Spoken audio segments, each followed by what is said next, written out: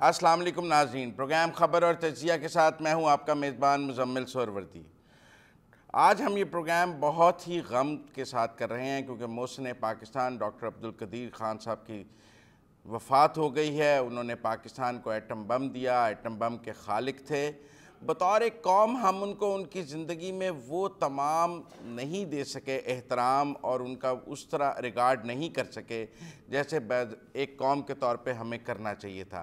ये दुरुस्त है कि उन्हें 2 दफ़ा निशाने पाकिस्तान दिया गया, लेकिन फिर भी मैं समझता हूँ कि आखिरी अयाम में आखिरी चंद साल हम उनके साथ वो एहतराम और वो उनको नहीं शायान शान सलूक कर सके जो एक कौम के तौर पे हमें उनके साथ करना चाहिए था।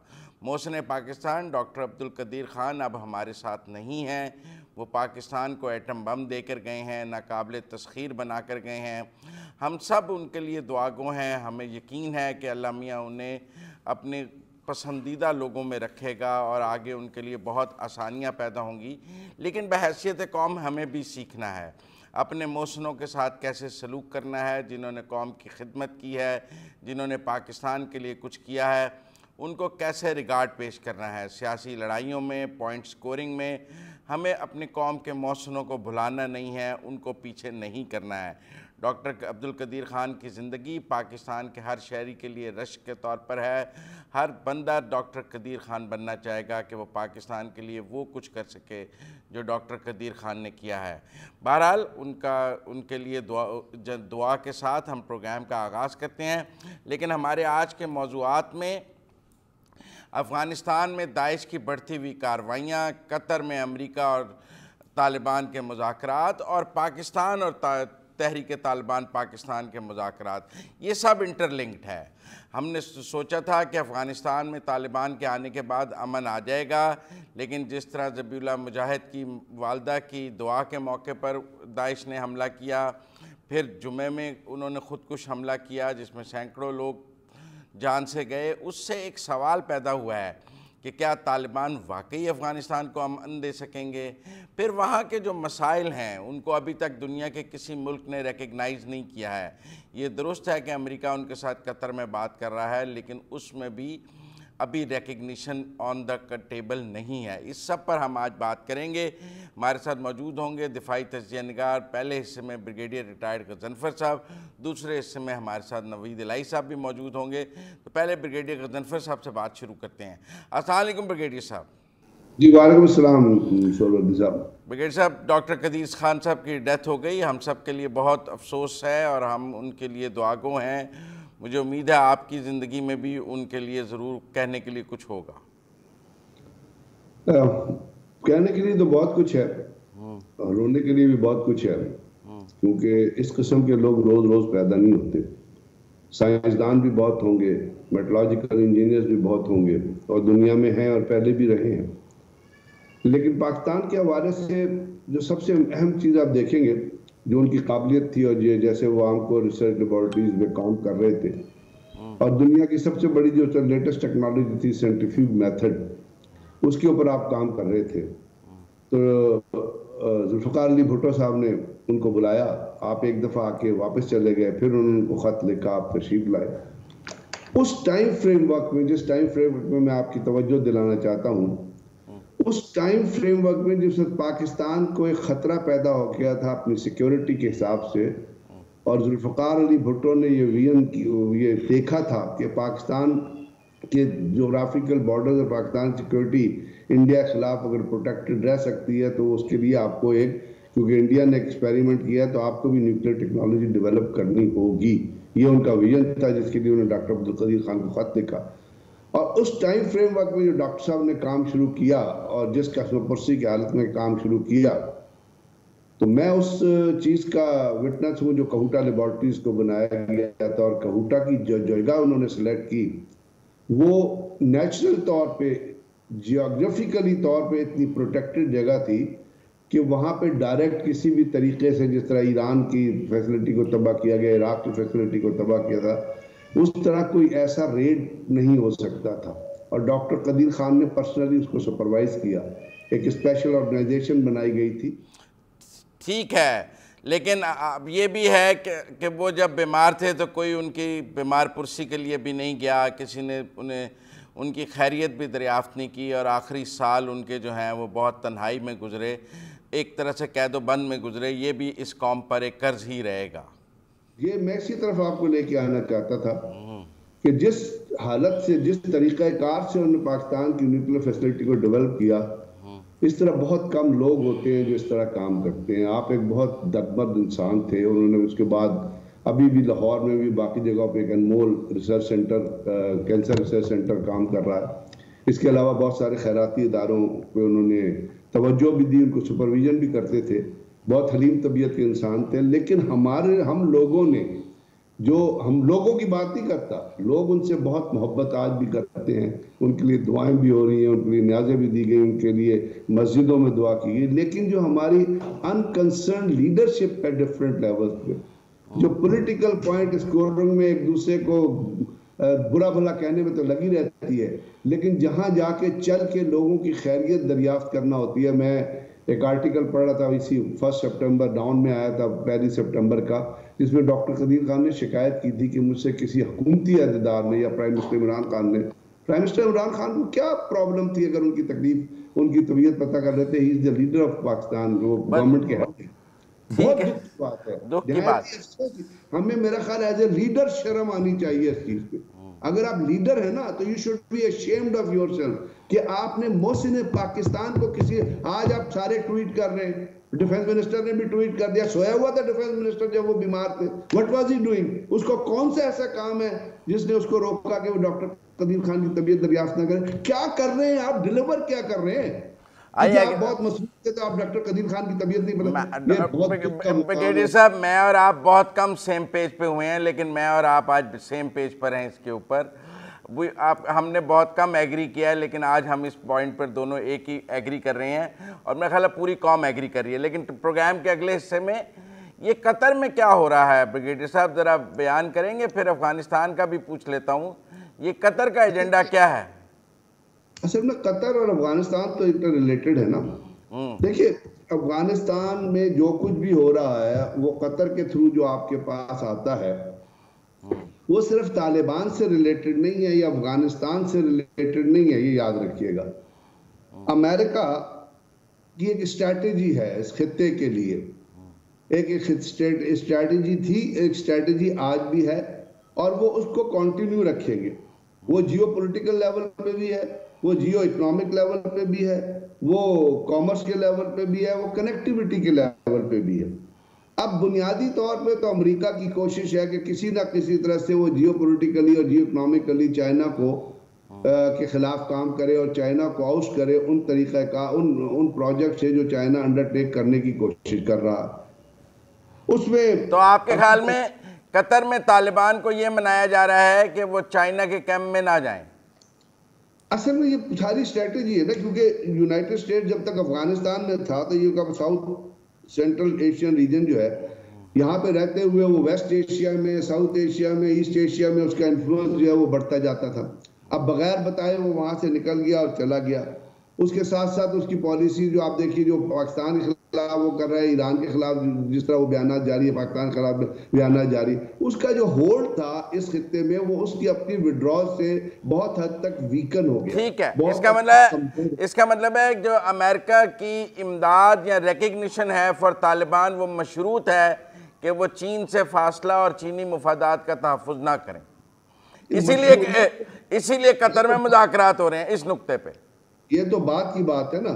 पहले तो वो ये कोशिश कर रहे हैं कि जो BRI और जो चाइना जो इन्वेस्ट करने की कोशिश कर रहा है अफगानिस्तान के अंदर, क्योंकि उनकी कनेक्टिविटी खत्म हुई है, अभी उन्होंने किसी ना किसी तरह कनेक्टिविटी अफगानिस्तान के साथ अपनी रखनी है। और इसीलिए उन्होंने कहा कि ये जो मुज़ाकरात हो रहे हैं इसमें और कोई चीज़ नहीं होगी, कोई कोरोना वायरस की या कोई वैक्सीन दे देंगे, कोई ह्यूमैनिटेरियन एड पे बात होगी, कुछ चीज़। आज आप एक सेकंड को यहाँ अगर रुके मुशर्रफ अपना सरवर्दी साहब, तो इस वक्त ये एस्टिमेट्स आ रहे हैं कि 2022 तक अफगानिस्तान के अंदर 97% पॉवर्टी रेट होगा। इस वक्त 20 लाख बच्चे अफगानिस्तान के अंदर मुतासर हैं because of none of the economic access. 90% जो है ना वो हेल्थ फैसिलिटीज हैं वो खत्म हो चुकी हैं। कल अगर आपने देखा होगा कि लबनान के अंदर 4 पावर प्लांट बंद हो गए हैं because of the economic reason, वहां इलेक्ट्रिसिटी नहीं है। अब अफगानिस्तान का ये हाल है, ये अमेरिका ने ये हाल किया है, 20 साल की जंग में उसे तबाह बर्बाद किया है, वहां से निकल के चला गया। अभी उनके साथ कनेक्टिविटी रखना चाहता है तालिबान, ये कनेक्टिविटी रखना चाहते हैं कि उनके एसेट्स को रिलीज किया जाए। अमेरिका का एसेट से ताल्लुक कोई नहीं है, हेल्थ से ताल्लुक कोई नहीं है, अफगानिस्तान के अंदर जो गुर्बत है उससे ताल्लुक कोई नहीं है। अब अमेरिका ये चाहता है कि अफगानिस्तान के अंदर चाइना जो बढ़ने, इकोनॉमिकली बढ़ने की कोशिश कर रहा है, रशिया जो सीआर के सेंट्रल एशियन रिपब्लिक के ऊपर जो उनका होल्ड है, चाइना जिस तरह वहां पे ईरान की, अमेरिका की स्ट्रेटेजिक पोजीशन को थ्रेटन कर रहा है, और आने वाले दिनों में चाइनीज टेक्नोलॉजी को जिस तरह वो डिनाई, इनोवेटिव टेक्नोलॉजीज को डिनाई करना चाहते हैं, इसमें वो अफगानिस्तान को टेररिज्म के हिसाब से सेंट्रल पोर्टल रखना चाहते हैं। तो ये जो दाइश के हमले हो रहे हैं इस वक्त अफगानिस्तान में, ज़बीहुल्लाह मुजाहिद की वालदा की फातिया पे भी हुआ और फिर जुम्मे के पे भी हुआ, ये जो दाइश इनको कर रही है कबूल के हाँ हमने किया है, तो ये भी तो हम कह रहे थे तालिबान जो है वो अफगानिस्तान में अमन ले आएंगे, अमन तो नहीं ला सके बल्कि उन्होंने दहशतगर्दी शुरू कर दी, वहाँ हो गई। ये कोई दाइश नहीं है, कोई दाइश माइश नहीं है, ये सारे CIA की प्रॉक्सीज हैं, याद रखिएगा। अच्छा, ये CIA करा रहा है। अफगानिस्तान में अमेरिका ने अफगानिस्तान को स्टेबलाइज नहीं होने देना। BR और CPAC का जो रीजन, जो उनकी अपोजिशन है, बेल्ट और वो क्या बेल्ट रोड इनिशिएटिव और उसका CPAC का जो इनिशिएटिव है, उसको उन्होंने जो थ्वाट करना है, उसके लिए उन्होंने एक आपको पता है बिल्ड, वो BBBW भी एक ऑर्गेनाइजेशन बनाई जो था बिल्ड बैक बेटर वर्ल्ड, लेकिन उसके अंदर इकोनॉमिक पोटेंशियल कोई नहीं है। उसके साथ साथ अब किस तरह उसको डिनाई करेंगे? जो दाइश की बढ़ती हुई कार्रवाइयां हैं अफगानिस्तान में, और फिलहाल तो नजर आ रहा है कि तालिबान उनको उस तरह कंट्रोल भी नहीं कर पा रहे, क्योंकि उन्होंने बड़ा स्ट्रेटेजिक जगहों पर अटैक किया है। जैसे ज़बीहुल्लाह मुजाहिद की वालदा की फातिया पे, वहाँ सिक्योरिटी लाजमी होगी, वो ज़बीहुल्लाह मुजाहिद फेस हैं इस वक्त तालिबान के, उनकी वालदा की फातिया पे तो मैक्सिमम सिक्योरिटी होगी, उन्होंने वहाँ हिट किया है, फिर जुम्मे के नमाज में हिट किया है। आपको नहीं लगता कि ये तालिबान से ज़्यादा ताकतवर है दाइश अफगानिस्तान में? स्ट्रेटेजिक जगहों पे तो नहीं हिट किया, पब्लिक प्लेसेस पे हिट किया है। ज़बीहुल्लाह मुजाहिद का घर एक पब्लिक प्लेस है, या मस्जिद एक पब्लिक प्लेस है जहाँ हर शख्स आके नमाज पढ़ता है। लेकिन मुझे नहीं लगता कि तालिबान या ज़बीहुल्लाह मुजाहिद ने कोई ऐसे अरेंजमेंट्स किए होंगे जहाँ पे उन्होंने कोई गेट लगाए हो, या वो डिटेक्ट कर रहे हो कि या किसी की तलाशी हो रही हो और ये सोच रहे हो कि यहाँ खुदकश बमबार आ रहा है या नहीं आ रहा है। मुझे नहीं लगता ऐसे कोई अरेंजमेंट होंगे। ये तो वहाँ पे चूंकि तमाम लोग एक ही तरीक़ाकार से रहते हैं, एक ही ड्रेस पहन के चलते हैं, तो उन्होंने नहीं सोचा होगा, इमेजिन नहीं किया होगा। कोई थ्रेट परसेप्शन तो आपको करनी चाहिए ना। अब तालिबान को बैठ के सोचना चाहिए कि जी उनको दाइश जो है वो किधर से पैदा हुई है। यानी 4 साल जब 2-3 साल जिस वक्त आपने देखा कि वो अमेरिकन फोर्सेज वहाँ पे मौजूद थी, और वो अमेरिकन फोर्सेस जो है वो वहाँ पे अपना सिर्फ लंच और डिनर कर रही थी, और वो कहते हैं ना जब तालिबान ने जेलें तोड़ी हैं, लोग रिहा किए हैं, तो दाइश के सारे लोग रिहा कर दिए हैं और उनकी ताकत बढ़ गई है। उनके सारे ऑपरेटिव्स तो जो हैं वो रिहा किए हैं खुद तालिबान ने, अब वो तालिबान पर ही हमले कर रहे हैं। अच्छा, अगर वो रिहा हो गए तो उनको रिसोर्सेज किसने दिए हैं? वो तो जेलों में थे, उनकी तो कनेक्टिविटी नहीं थी ना। अगर वो रिहा हो गए हैं तो उनको रिसोर्सेज किसने दिए? अगर वो रिहा हो गए हैं तो उनको सामान किसने दिया? किसी ऑर्गेनाइजेशन ने तो दिया है ना। तो वो कौन सी ताकत है जिन्होंने ये दिया है? और ये जो इस्लामोफोबिया के तौर पे जिन ऑर्गेनाइजेशन की, जिन इंटेलिजेंस इस किस्म के दहशतगर्द ग्रुपों की CIA मदद करती है, वो आपके सामने नहीं है। जो NDS और रॉ का कनेक्शन है वो आपके सामने। ये कोई दाइश इंडिपेंडेंटली काम नहीं कर रही है। तालिबान को ये सोचना चाहिए। उनको आज जिस तरह उन्होंने पहले ताकत दी है ना, आज उन्हें दाइश के खिलाफ एक क्यूमुलेटिव पूरे मुल्क में ऑपरेशंस करने चाहिए, तब उनके मुल्क के अंदर से टेररिज्म वो हटेगा। अदरवाइज वहां पे जो ताकतें हैं वो अफगानिस्तान को डिस्टेबलाइज रखना चाहती हैं, और अमेरिकन सबसे बड़े पावर है जो चाहती है कि अफगानिस्तान डिस्टेबलाइज है, ताकि ना वहां पे बहुत शुक्रिया ब्रिगेडियर गजनफर साहब हमारे साथ बात करने का। नाजरीन, यहाँ वक्त हुआ है ब्रेक का। आपने ब्रिगेडियर गजनफर साहब की गुफ्तगू सुनी, इसी गुफ्तगू को आगे बढ़ाएंगे ब्रेक के बाद।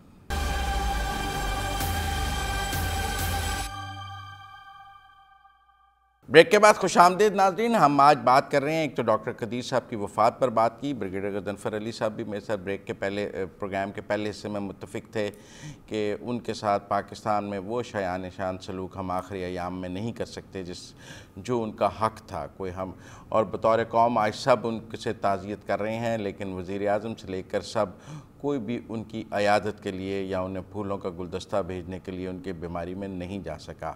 मेरे साथ अब प्रोग्राम के दूसरे हिस्से में मौजूद हैं नवीद इलाही साहब। इन्होंने सारी उम्र हसास इदारों में काम किया है, एक्सपर्ट हैं इन मामलात के, और अब वो हमसे बात करेंगे जो हमारे मौज़ूआत हैं उनके ऊपर। नवीद इलाही साहब, आप शुरू में डॉक्टर कदीर साहब के बारे में कुछ कहना चाहें तो। बहुत शुक्रिया मुजम्मिल साहब के डॉक्टर कदीर ख़ान पाकिस्तान के मोहसिन थे।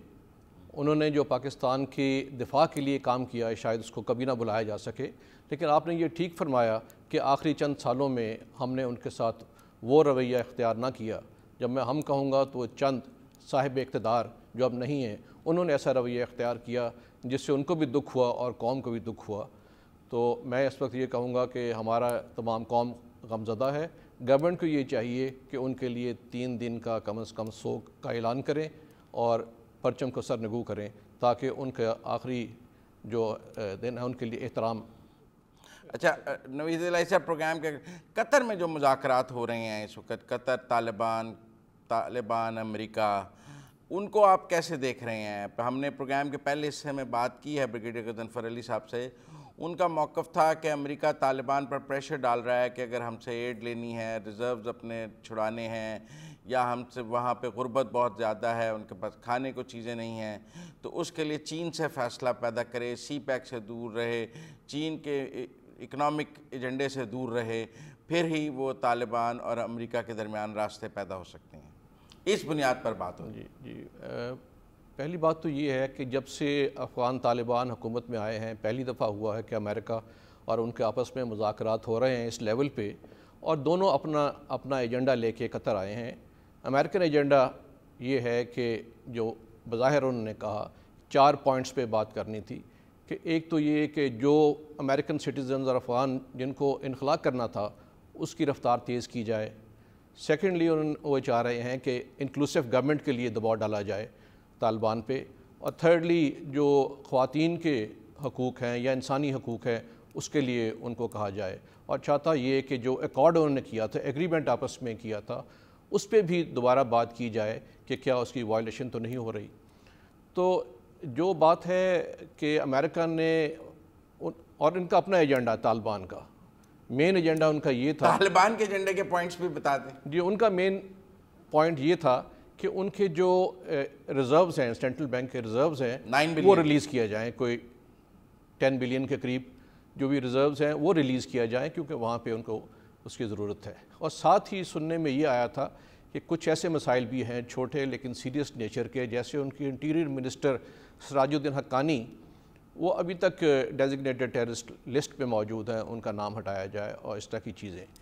जहाँ तक ये चाइना के मुतालिक बात की उन्होंने, देखिए चाइना के साथ ऑलरेडी वो कह चुके हैं कि चाइना हमारा मेन पार्टनर होगा, और चाइना ने ऐलान भी किया है कि उनके लिए तकरीबन 300 मिलियन की एड भी भिजवाई जाएगी सर्दियों से पहले।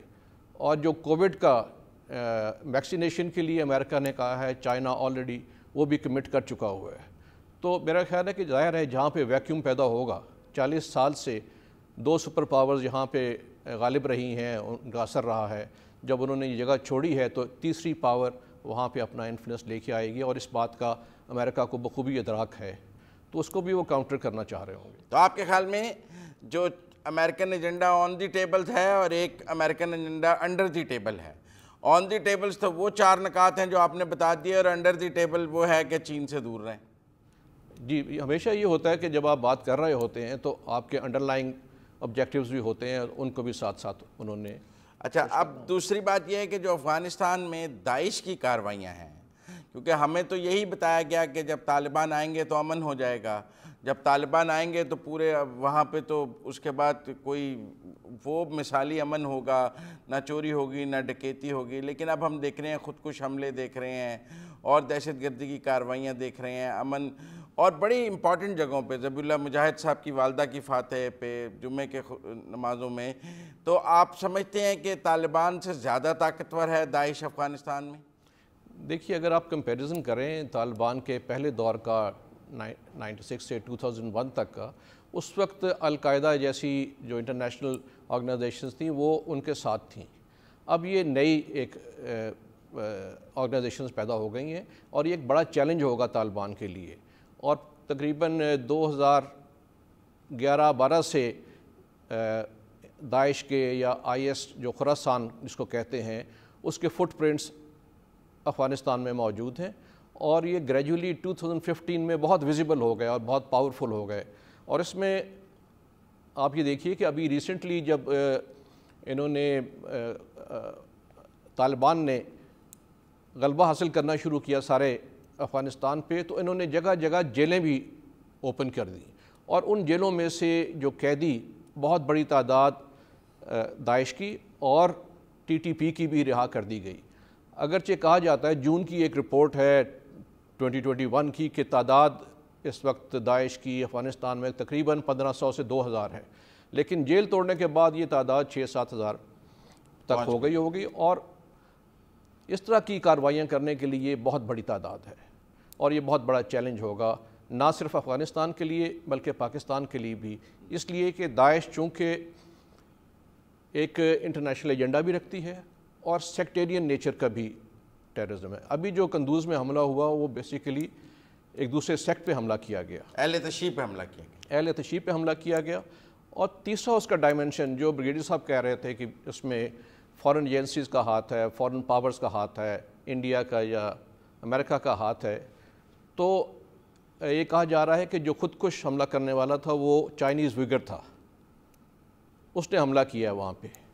चाइनीज़ था? चाइनीज़ विगर जो जिनजियांग एरिया के हैं, जो उनको ETIM वाले जो यहाँ बैठे हुए थे उसने हमला किया है। इसका मतलब है कि ETIM ने भी गठजोड़ कर लिया है दाइश के साथ, IS के साथ। तो और ये चीज़ें ज़्यादा कॉम्प्लेक्स होती जा रही हैं। फिर जो हमारे TTP से मुज़ाकरात थे, जी, जो हमारे मुज़ाकरात, देखिए मुज़ाकरात के बारे में जो टेक्स्ट बुक कहती है कि जब भी आप काउंटर इंसर्जेंसी कैंपेन कर रहे हैं तो talks should always be there. अगर अफ़गान तालिबान और अमेरिकन आपस में निगोशिएट कर सकते हैं 20 साल की मार धाड़ के बाद, तो हम कर सकते हैं, लेकिन असल सवाल ये है कि कब और कैसे किया जाए, क्योंकि पहले भी 20 साल हम इनके साथ, इन्हीं लोगों के साथ मुज़ाकरात करते रहे हैं। 2011 में प्राइम मिनिस्टर गिलानी साहब ने भी मुज़ाकरात किए, 2013 में नवाज शरीफ साहब ने भी मुज़ाकरात किए, और इसके अलावा तकरीबन 2004 से 14 तक 8 बड़े एग्रीमेंट्स हुए इन्हीं लोगों के साथ, लेकिन तमाम के तमाम जो है they ended in smoke violation में, और उसके बाद दोबारा वायलेंस शुरू हो गया। तो इसलिए देखना ये है कि कैसे और कब करना है। ये बहुत मुज़ाकरात हो भी रहे हैं या नहीं? प्राइम मिनिस्टर ने कहा कि मुज़ाकरात हो रहे हैं और अफ़गानिस्तान में हो रहे हैं। तो मैं इस चीज़ की भी ये कहूँगा कि इस तरह के फ़ैसला साजी इस तरह अंधेरों में नहीं करनी चाहिए, क्योंकि पहले भी नुकसानात हो चुके हैं। अगर आपने ये फ़ैसला करना है कि हमने गुफ्तगू करनी है और कैसे करनी है इनके साथ, तो उसके लिए तमाम जो थिंक टैंक हैं, जो एनलाइटेंड लोग हैं, जो सिक्योरिटी एक्सपर्ट्स हैं, उनके साथ मशवरा करके फिर आगाज़ करना चाहिए। बहुत शुक्रिया नवीद इलाही साहब हमारे साथ बात करने का। नाज़रीन, हमने आज के प्रोग्राम में कतर में तालिबान और अमेरिका के दरमियान होने वाले मुज़ाकरात, उसके अलावा अफ़गानिस्तान में दाइश की कार्रवाइयाँ और पाकिस्तान और TTP के दरमियान मुज़ाकरात पर बात की है। डॉक्टर कदीर खान साहब की रहलत पर, उनकी इस मौत पर भी हम सब ने अफसोस का इजहार किया है। बतौर कौम हम सब उनके मकरूज़ हैं। उन्होंने पाकिस्तान को नाकाबिल तस्खीर बनाया।